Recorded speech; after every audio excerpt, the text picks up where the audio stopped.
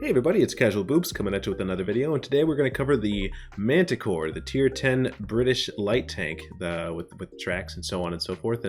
It's a pretty controversial tank because I think the entire line when it came out, most people thought it was they were all kind of garbage, and despite that, I kind of didn't mind them when they were coming up, but specifically the Manticore had a lot of hate. A lot of people thought for a long time that they were just hot trash, and for a few reasons, which I can go into later here. But then there's also a subset of people that really liked it. And like for instance, I know True Voodoo really likes the tank, and it started to see some niche Clan Wars use and so on. And it has some things about it that are very good. But it's been kind of a mixed bag, so it's a bit interesting to see this thing perform. So anyways, without further ado, we'll get into the stats.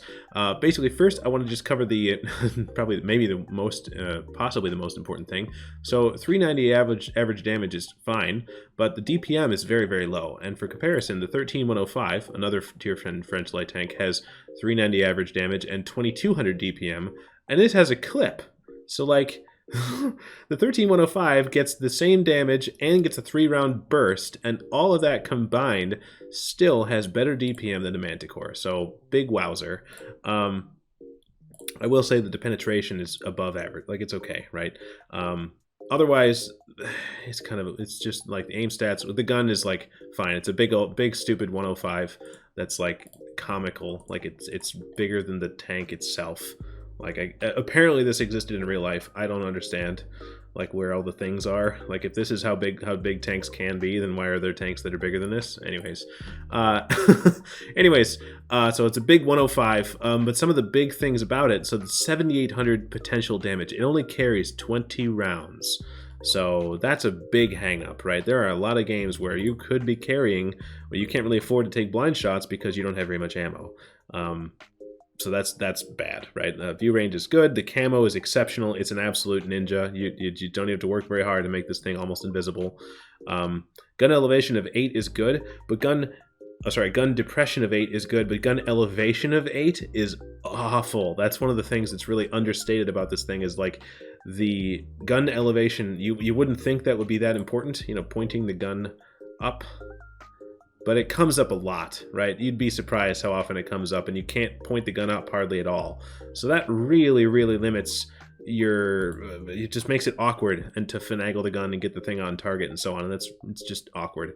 Otherwise, the speed is fine and so on and so forth. Like, the rest of it is like okay. And then also the rest of the line, I find this very annoying. I'm kind of excited for Crew 2.0, just because it'll get rid of things like this, where all the rest of the tanks in the line, and the premium tank, I think, also, I want to say, I know for sure it's like the Tier 6 and up British light tank, but maybe even the Tier 5. Anyways, most of them have a 3-man crew. And then, so you spend the entire line grinding up, like, Tier 6 and 7 and 8 and 9, and then all 3-man crew. And then you get to the Tier 10, and you drop one of them. So it's awkward. So you have a 2-man crew, which means it's not very hard to get crewed. Which is where both of your crew members die, and then that means your tank is dead. Like, you might have all your hit points, but it's like if an HE round from an artillery round splashes you and kills both your crew, you die. So that's very awkward. So basically, the big hang-ups with this thing are the lack of ammo, the lack of gun elevation, and then also the lack of crew, right? This is very awkward. And so a lot of people think the tank is hot garbage, but then it also can be very potent. So I'll just say that. So like when premium rounds 268 is pretty good. And you don't get 8 degrees of gun depression everywhere. You get like 5 over the one side and like 5 over the other side. And you gotta kind of finagle it a little bit. But anyways, armor-wise, there isn't really any. This is kind of got a similar look to it as the I think it's the GSOR, ironically. It kind of looks very similar, but this one doesn't really bounce a whole lot of anything. Like, I think you might even be able to pen it with HE. Okay, maybe not. Maybe HE is not going to do it. But the point is, AP rounds from just about everything are going to go into this thing. So no armor, per the usual, for a light tank anyway. So yeah. So with that done, I guess we'll just hop right into replay. All right, so we're gonna watch Overlord Prime, who's another North American community contributor. He's playing in his Manticore and I believe he's trying to 3-mark the thing on Redshire. Sorry, a little brain fart there. With 3 artillery, and he's the only light tank on our team, and there's an RHM light tank on the enemy team. And I would say excuse the premium spam, but you know, like I said, it only gets 20 rounds, so it's pretty common to see things like this because you can't. There aren't enough rounds in the tank to carry enough to actually get the job done a lot of times. So you don't mess around and you just carry all premium rounds basically. And so Overlord Prime is going to take a really good, I didn't even know this bush existed, and I don't think very many tanks could probably fit in there, but the thing is absolutely tiny, so it can fit in just about every bush, like an ELC even 90, but he sits in this bush right here because that means he's going to have good spots on anybody that goes to the top of that hill, and all these heavies that are crossing and so on, so he can kind of spot for the allies to shoot, and they're trying and kind of failing at it. And this is a really good thing to do when you're in your light tanks that have passive spotting abilities, because this allows you to get some good use out of the tank without trying to put yourself in danger, right? And so it's very important that you don't shoot when you're doing something like this, because you are close enough that they can't spot you, but if you shoot, they will see you, and then you'll either probably evaporate in turn, because then everything else can see you, and then you might die. So it's really important that if you're in one of these positions, you do not shoot. You got to be patient and just stay calm and don't shoot. Don't shoot. And I know Overlord Prime knows this because he's probably one of the better players on the NA server. But for those of you watching, if you're wondering why didn't he shoot, well, he didn't do that because now's not the time, right? Now what you're just trying to do is make sure that your allies can see it, see the enemies, and shoot them, and so on. But if you shoot, you'll be spotted and you'll have a bad time. So now we just sit and wait and see what happens. And it's a little bit unorthodox, or I guess it's a little bit odd, because normally you would expect there to be people at the top of the hill, right there, like where that 140 is. Like, I don't think that we spotted the 140, but it wouldn't surprise me if we had, right? Just because that's kind of what this position is supposed to do. So bear with us a little bit. This is the part of the game where, in light tanks you can't. To play a light tank really well, you don't want to run your face in and die in the first 30 seconds, because the later the game goes, the more useful a light tank is, but not if you're dead. So it takes a lot of self-control and map knowledge and so on to figure out where you can be, to be useful, but also not to put your tank at risk and go ahead and die and so on. And so Overlord Prime is it might look like he's not doing anything, but he's, I think, doing exactly what he should be doing at this stage of the game, right? Because also, all those heavy tanks that he spotted on going up the 9-0, I mean, yeah, he got 1,800 spotting for that, or whatever. I think some of that was from the middle, but he got about 1,500 spotting for it. But there were 3 tank destroyers there that all do like 1,000 damage, and none of those guys shot at all. So Overlord Prime doesn't really have a lot of confidence in their ability to shoot the things that he spots. And I think that is valid, because this is the downside to relying on, light tanks in pub games, is that you are relying on your allies to shoot the things that you are spotting, and that may not be what they do. So, it's really risky. And I don't know if you're watching the chat here. He says, that's impossible, the light tank is right here, and that's true, and we're about to spot it. Like, this is the spot where all the light tanks go. They go right in that bush right there. Overlord takes a shot and then dips down beneath the ridge and doesn't get shot, just barely. But that's risky. Now he's lit, and now he has to make sure he doesn't get tagged from any of the 3 artillery or anything else. And so yeah, this is the drawback to playing a scout in a light in a game with pubbies, is that RHM was spotted and so on and so forth, and like nobody shot him. Right? We had a Death Star and a Jaegeru. They were right there, they were ready to go, and didn't even shoot that guy. So, really, it's like, what is the...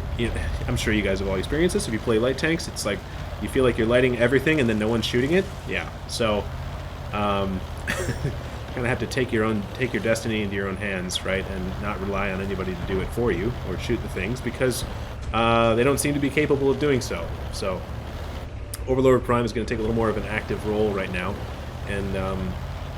the time for sitting is past, and we'll see what we can do. Still using bushes, right? Because the camo of this tank is probably the most important thing. And wow, what a shot! And now it's now that there's a Death Star, or now that there's a ship barn that's been spotted, we're going to bail.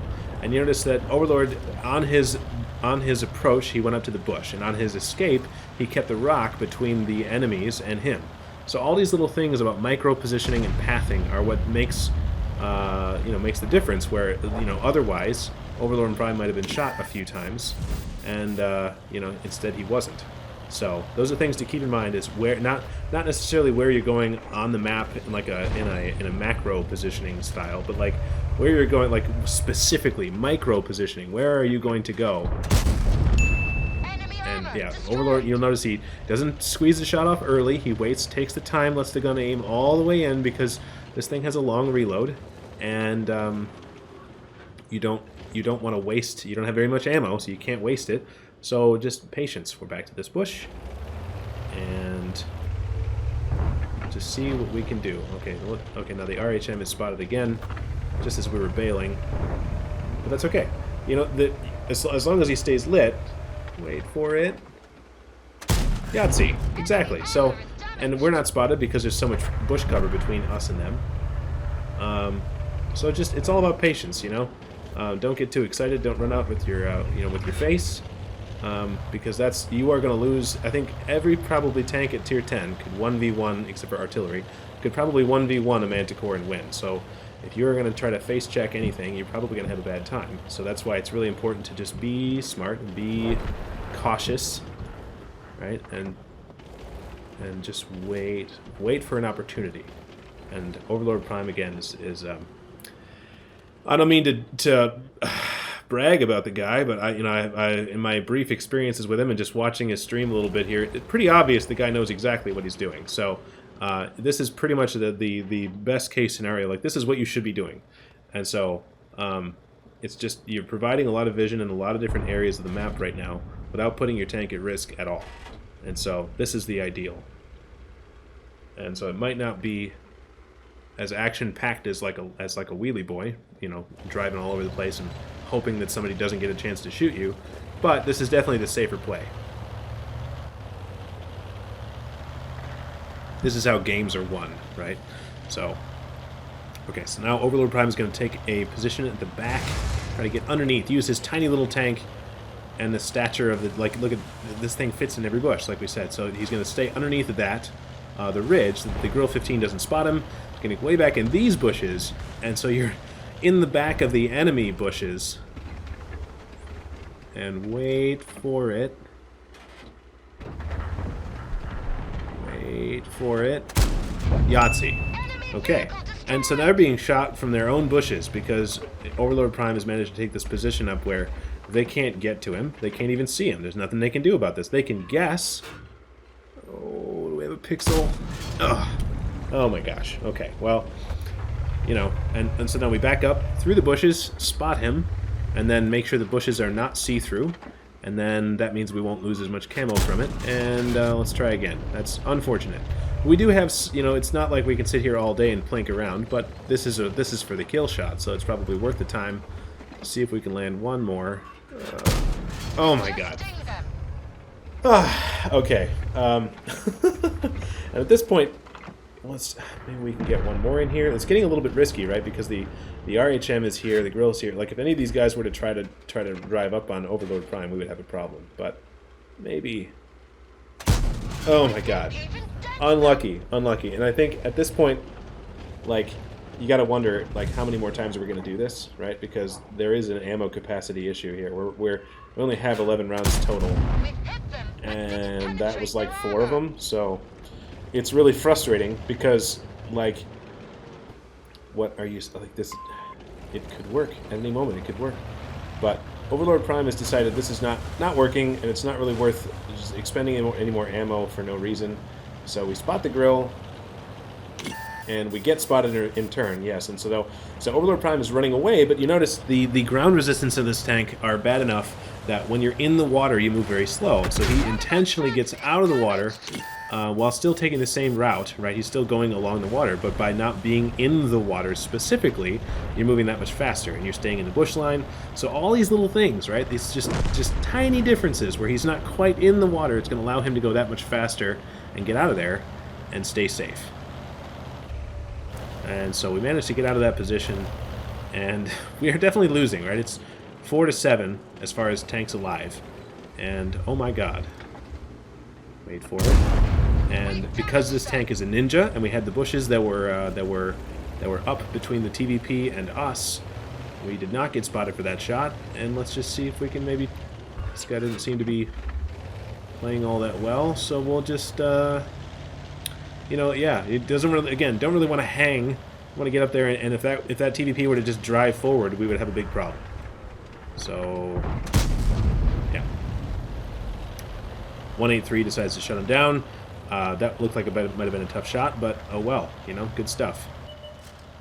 And we see one of the sky pickies. Okay, I agree with this 100%. Whenever you have a chance to take one of these things out, as long as you're not being shot, it's worth the time to stop and aim and make this happen. So you can see, even now, Overlord Prime cannot put the gun up while he was on that hill to hit the 261. That's what I'm talking about, with the gun elevation being as awkward as it is. Like, it's hard to imagine, like, why would this matter? But those are the situations. They come up fairly regularly where it does matter. It is awkward, it's uncomfortable, and it's one of the big complaints that I hear about the Manticore is the gun elevation. So, and there we go. One down. One sky piggy down. We're at 2,000 damage, 3,300 assisted. And the VK, I have to say the VK is holding his own a little bit better than I expected. But at the same time, he's also very, very, very much a one-shot. And there's a light tank doing light tank things over there, so yeah, he's done. Unfortunately, because the 183 wasn't anywhere near him, and the VK didn't put himself in a position where he could be assisted, like, it's, you can hear him, you can see him complaining there about this, but like, Overlord Prime again didn't really have a whole lot of incentive to help any of these people because nobody really seemed to be inclined to help him, and also to be over there to assist the VK would have put him in a position where he was a lot less likely to survive, right? Like, that would be a brawl, and that's not what a Manticore does. Manticores do not brawl. So, anyways. Sometimes you just gotta turn off the chat and play the game, right? So, Overlord Prime's gonna sit here in these bushes and try to see, I mean, these bushes are huge, a couple knockdown trees, but we'll just see what we can see, because you can see most of the map from here. And we gotta back up so we can pick the gun up. Yahtzee! Yeah, so that was another example where Overlord Prime had to be on the top of that ridge so that he could put the gun in position and actually, you know, get the gun on target, because the gun elevation is so bad. So it does come up fairly regularly, like the gun elevation is awful. And we only have 5 rounds left. So, what is that? 5? That's 2,000 minus 50, so that's 1,900 damage total that Overlord Prime could do if he penned every round. Total at this moment is all he has left for ammo capacity. So, the ammo capacity limitations of this tank are significant.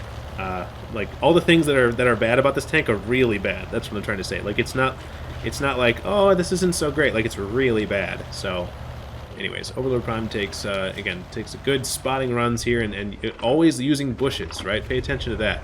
Every position he goes to is always, oh, what a shot. It's always near a bush somewhere, right? And now I think the idea here is we're just going to try to cap out, see what we can do.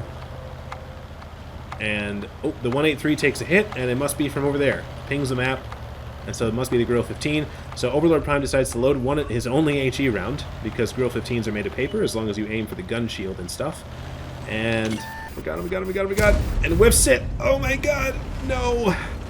Oh god! Okay, so luckily, Overlord Prime takes a hit here, and it's unfortunate. But he also has the hit points to spare, right? So we have 30 seconds left in the game.